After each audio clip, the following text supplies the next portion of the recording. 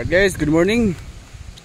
Ito po yung ginagawa ni Papa na na pambot, pang pangkargahan ng pamo or pang barbaro. Yan, na siya to, naglagay na siya ng pamalong. Yan laki na pamalong. Tapos may may taluktok na. Yan. Yan guys.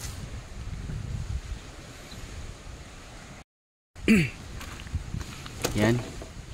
Ito may may kanal na para sa para sa marine ba. Yan. Tapos may na dito din ang kasko. May kanal na. Tapos dito yung yung makina. Yan. Yan, halapan ng kasko.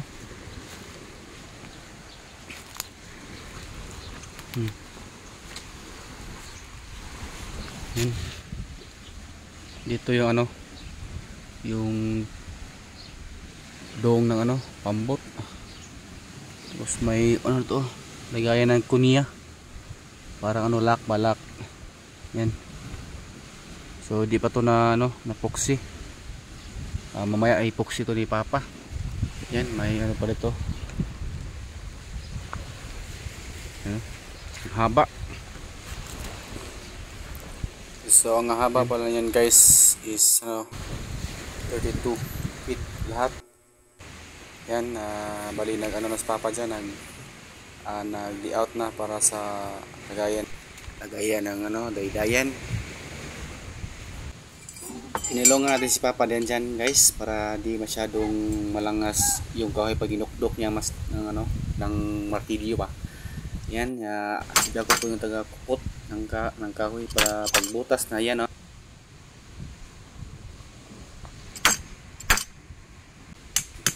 Gitasan na yung daydayan para sa paluktok. Para kamarote. Nagpait katukuhan pa. Yan guys, nilagyan na ni Papa ng ng epoxy. Yung daydayan pala. Yung tagpalayan daydayan. Lagyan na ng epoxy para pag lagay sa kahoy hindi matanggal ba, hindi madadaling matanggal. Tapos lagyan ng pako.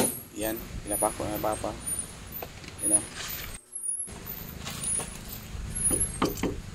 Yan guys, naglagay kami ng dito sa kabila.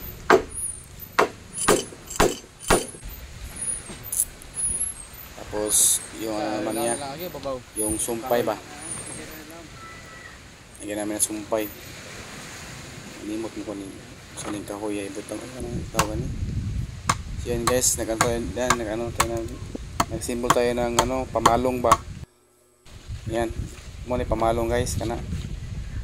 Yan, itinaod na ni Papa yung pamalong. Yan, lagyan na ng epoxy, tapos lagyan ng pako. Tapos uli na yung guys, yung lock ba sa gitna.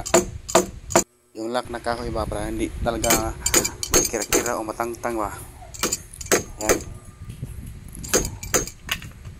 Yun, may nahulog. Sa yan guys, sa dulong yan, dulong ng pambot ba yan. Yan ang yan, kinuhaan niya ng kahoy para maganda tingnan ang yung pambot. Ganang porma tingnan ba. Yan. Yan guys, lagyan na ni Papa ng epoxy para hindi talaga madadaling matanggal. Yan. Yan yan ang porma yan. Yan, tapos lagyan ng pako. Yan. Pinapako ng bronze guys. Ang ginagamit namin dito. Yan ang dong ng pambot. Yan, nag-grind na ni Papa para mapugi ba. So yan guys, may ginagawa sa Papa sa kabila. So ako naman yung pumalit. Nag-grind din ako din para kinis-kinis ba ang kahoy ba makinis. Yan. Si Munding guys, kanaos ng trabaho.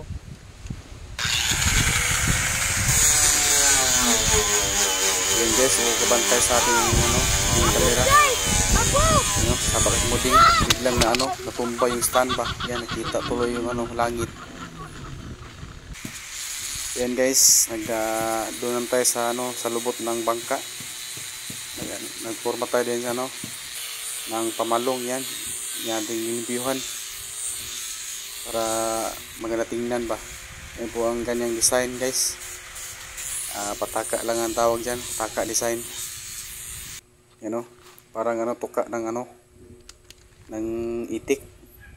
Yan, may mata-mata pa. Yan guys. So di pa yung tapos, di pa yung finish. So lagyan pa ni Papa ng epoxy dyan para yan ihansak doon sa ano, sa kanyang kasko ba, para lagyan ng ano, lansang at saka lock. Yan, naglagay siya ng epoxy dyan sa may kasko. Yan. So kinuha natin yung kahoy para itaon na natin yung pamalong sa lubutan para mapoksi na ni agad ni Papa yung ano, yung pamalong. Yan, ihansak na natin yung pamalong. Na namin yung ano, pamalong sa lubutan at tapos sinayad ko doon sa sentro, lansang na ni Papa. Pinako na niya. So ayan, wala pa na niya ng epoxy para pugi tanang tingnan ba.